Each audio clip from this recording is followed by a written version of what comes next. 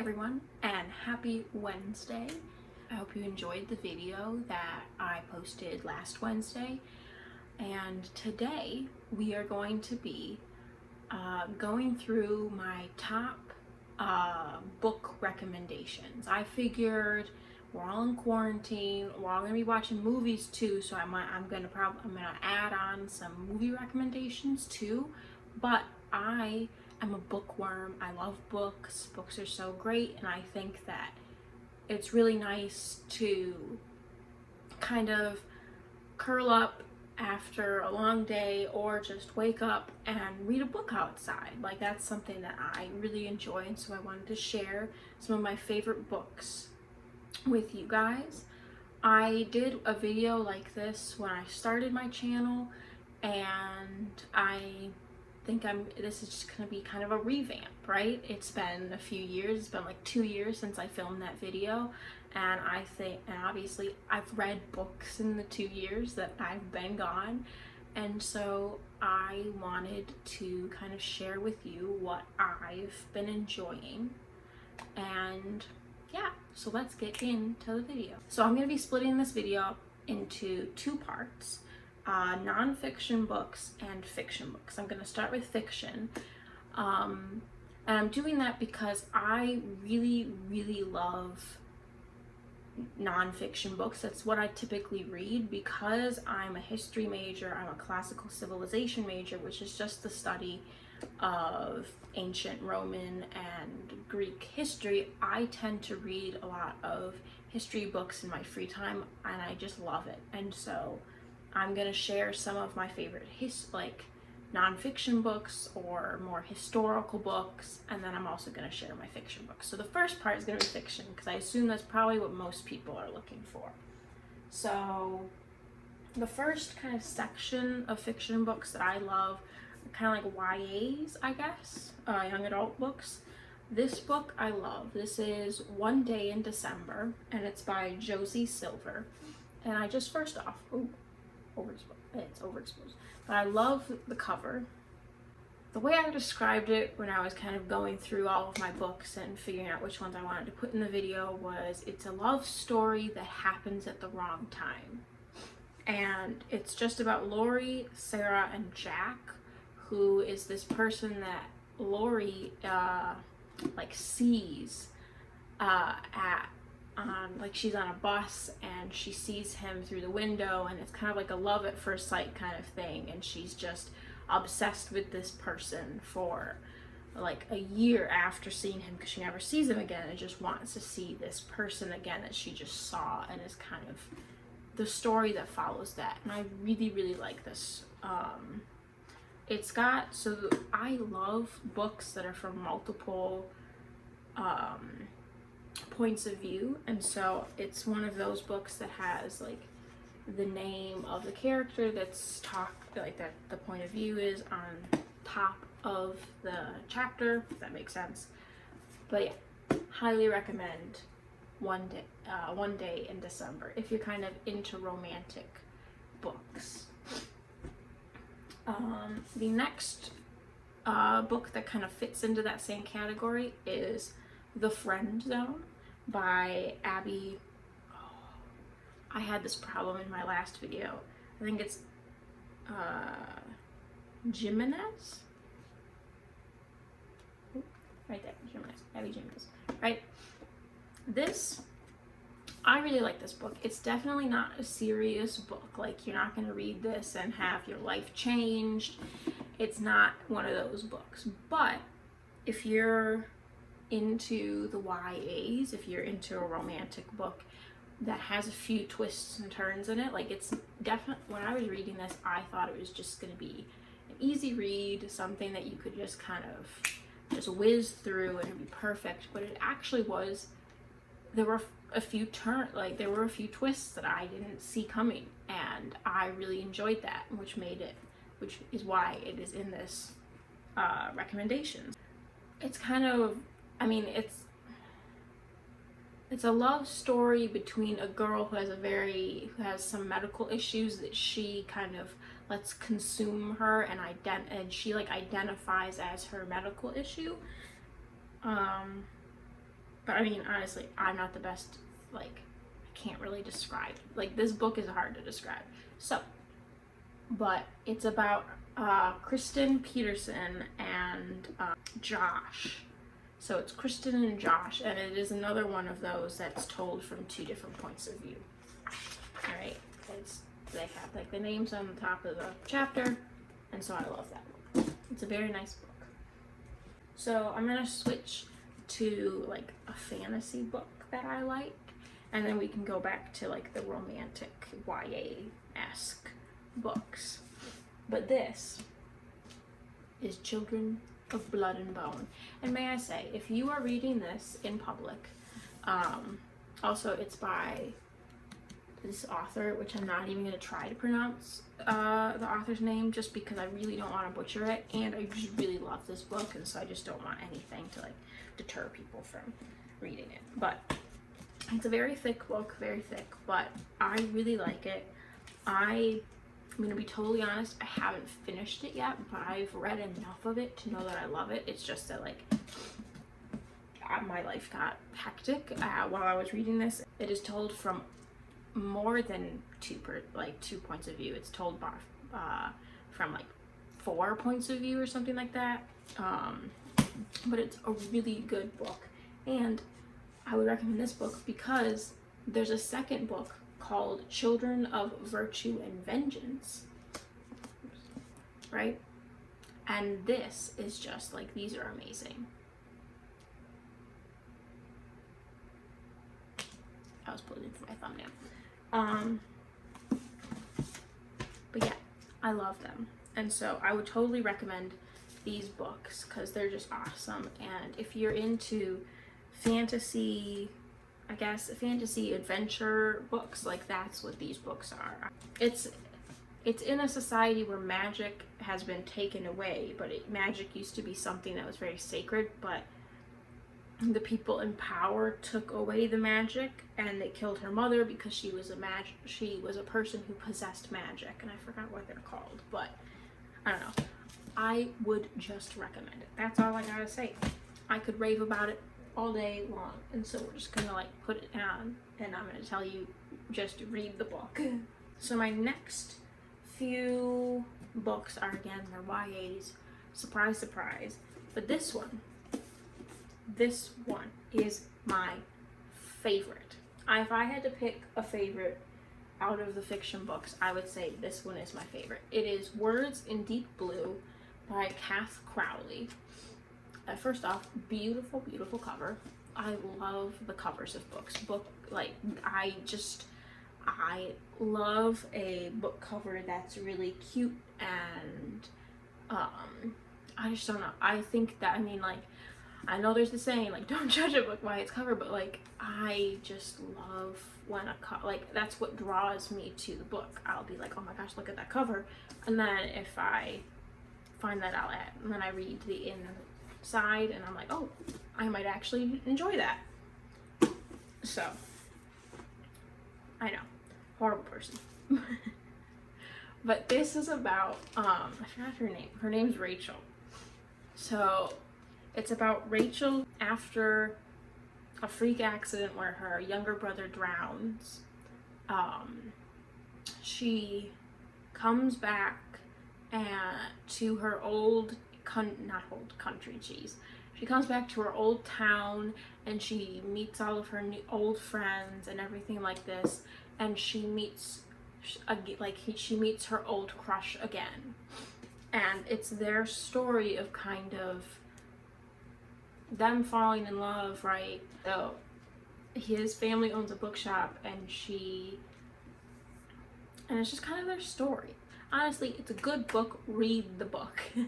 It's a love story, but not entirely a love story. You kind of learn about what her younger brother was like before he died. You learn about the relationships he was creating before he died, and you learn about Henry's younger sister and her life. And so it's not a typical romantic book, so I would recommend Words in Deep Blue by Cath Crowley.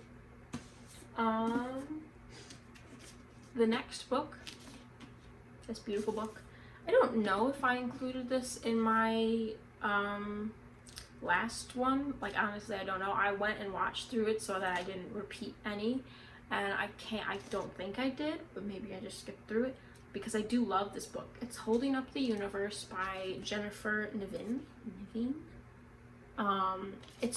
She's the same author that wrote All the Bright Places. I'm looking at my thing. I think it's all, yeah, she wrote All the Bright Places, and this is about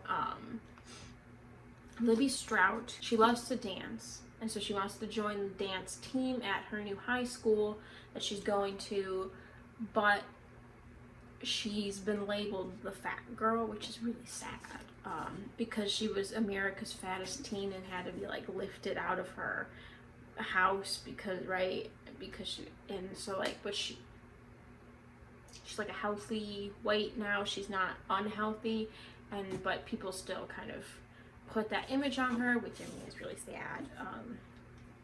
Commentary on life. And then Jack, he suffers from face blindness, and so he can't recognize people. Like, he doesn't, like, the way that you would recognize somebody's face, he doesn't recognize somebody's face, and it's really their story of their friendship and it's also his story of trying to figure out what happened to him, why is he like this, and her figuring out how to get onto a dance team when people are being very mean to her about her weight and such. And so it's a really, really good book. I would recommend this one. I think if I was going to recommend any 2 books, it would probably be these. And then obviously like some of the nonfiction books that I have. But like these are great, and I would totally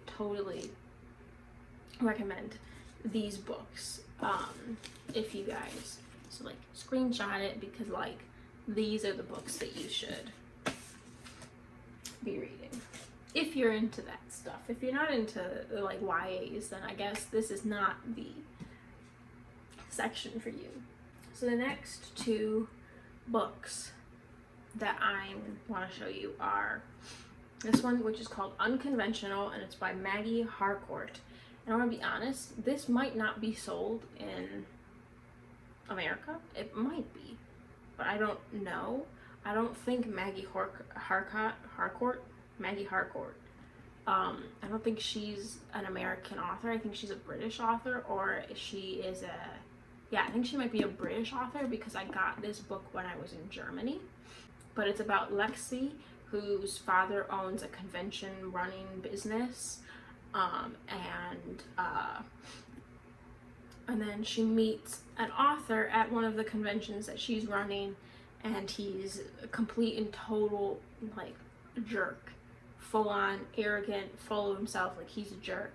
And it's really just their kind of, it's a love story, but it's kind of a funny love story. So I really like this one. If you guys can find it, I hope you can, but this is what the cover looks like. It's called Unconventional and by Maggie Harcourt. And I'm gonna have all of the titles and authors of these books in the description below, just in case like I mumbled the title or something like that, or you just didn't see it, like you can't, just in case you can't see it. I will have those down below just so that you can actually look for them if you are interested. The last fiction book is this. This is actually the book that I'm reading right now, so I'm not finished with it, but I thought it was kind of worth putting in here. It's called What to Say Next by Julie Buxbaum. And first off, look at that cover. You know me. I already said it. I'll say it again. I'm a lover of a cover. But it's very, obviously I have no clue what happened to this book since I haven't finished it, but I would just recommend it. That's all I'm gonna say is this is the book I'm reading right now. If you want to read a book with me, get this book, and maybe I'll tweet some things about it as I'm reading it. And now, my favorite section, the nonfiction books. First, this is technically not a nonfiction book, but it has sparked a love of history for me. This is The Crucible. The Crucible by Arthur Miller, definitely not a nonfiction. It is based on nonfiction events. It's based on the Salem witch trials, tells you the story. All the people in it are mostly real. Some of the court officials are kind of like combinations of people, like they didn't actually exist. But this book sparked a love for history. I wrote my college essay on how the Crucible sparked my love for history and how much I just really loved researching and looking for more information, because I learned that the Crucible was not actually factually correct. Like, it's not, like, a lot of this stuff didn't happen the way that Arthur Miller puts it. Arthur Miller is making a commentary on McCarthyism. Like, that's what this play is about. I wanted to know what actually happened, and so I would totally recommend this play if you're into plays and everything, right? Because you have to, like, actually enjoy reading a play if you want to read this. The next book, this is something I bought for myself. It is called Dead Presidents, an American adventure into the strange deaths and surprising afterlives of our nation's leaders. And it's by Brady, Carlson. And I really like this book because it tells you how presidents were remembered, right? It's just a really awesome commentary about the lives and deaths of presidents and how that affects American society, and I really like it. And I think it's honestly a book that you can kind of just like flip to each chapter and just like read a chapter out of the book and be like, oh, like that's an awesome chapter. Like, you don't have to read through the whole book, in my opinion. So this is Making Marriage Work by Kristen Celello, and I had to read this book for a class, and I'm gonna be honest, I know that you see that and you're like, are you recommending a marriage help book? No. It is the history of marriage and divorce in the 20th century United States. And I read this in my women's history class, and I will say that this is it's beautifully written. Kristen Celello does a wonderful job of making it a very easy to kind of grasp concept. I think the history of marriage and divorce and how it links to feminist history and kind of like that is just fascinating. And so I would totally recommend this book if you're into history. Obviously, if you're not interested in history, this section is probably not what you want to watch. So obviously you can just skip through this part and go to the movie section, but I would wait it out, man. It gets interesting, in my opinion. The last two are books about like one historical moment in time. Like, it's not an overall thing. So this one is called The Murder of Regilla, and it's a case of domestic violence in antiquity. And this is by Sarah B. Pomeroy. Pomeroy. Right? Okay. I had to read this in another class. It was for one of my Roman history classes. But this is mainly about Regilla and the domestic violence that happened against her at what most historians assume that she died at the hands of her husband, but her husband got let off. Like, Marcus Aurelius just let him off. And it's really also the history of like how many times Herodes Atticus got let off.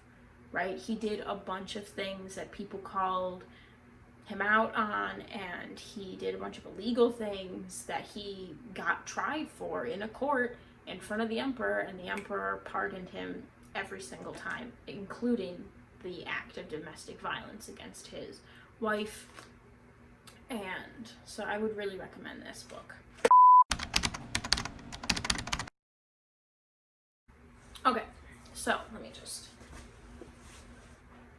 So, quick fire movie recommendations. I'm gonna be honest, because like I don't have like the ability to like pop it up on the screen and tell you about it, or like hold it up or something like that. So rapid fire movie recommendation. Let's start. Okay, well, this is something I know I can list all of my historical movies that I love. And so what I mean by a historical movie, I mean a movie about something that actually happened, so based on a true story, right? My favorite movie of all time is Belle, which is great. So it's just Belle, like that's the name of it. Woman in Gold is great. Hacksaw Ridge, I love Hacksaw Ridge, like that's a great movie. I'm a bit, obviously, like I'm a history person. I love war movies, like they're very interesting to me. So Hacksaw Ridge, Saving Private Ryan's a classic, but like it's very, very hard to kind of like the first 10 minutes, like that is a really hard movie. It's a really hard movie to get through, just emotional wise. Silence is a really good one. Hacksaw Ridge and Silence both have Andrew Garfield in them. Yeah, they both came out in the same year, and they're just really good movies. Silence is a hard one to get through as well, right? Like I have been known in my family as somebody who likes sad movies. Just I think they have more emotion in them, and that's just my point of, that's just how I feel personally. But I think Silence is a great one. I guess I could be giving like descriptions of these, but you're just gonna have to take my word. That's what we're gonna do. You're gonna have to take my word and just go and watch these. I love Pride and Prejudice. Pride and Prejudice is phenomenal. I love almost as much as Pride and Prejudice and Zombies. One, because it has Lily James in it, and I'm a big fan of Lily James. But it's honestly, it's shocking how similar the dialogue is in Pride and Prejudice and Zombies and Pride and Prejudice.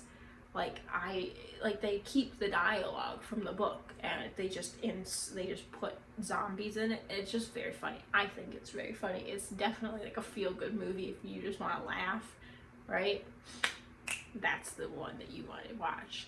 Harry Potter movies, love those. I love the Harry Potter movies probably more than I loved reading the books, because I didn't really get into the books, but I got really, really invested into the movies, and I just watched all of the movies and I loved them. So like Fantastic Beasts and Where to Find Them, and those, The Crimes of Grindelwald and all those fall into the same category. Like I love those.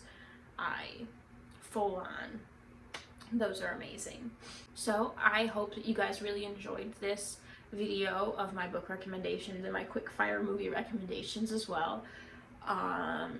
If you guys are like interested in a more in-depth movie recommendations where I actually have descriptions and everything, just comment down below.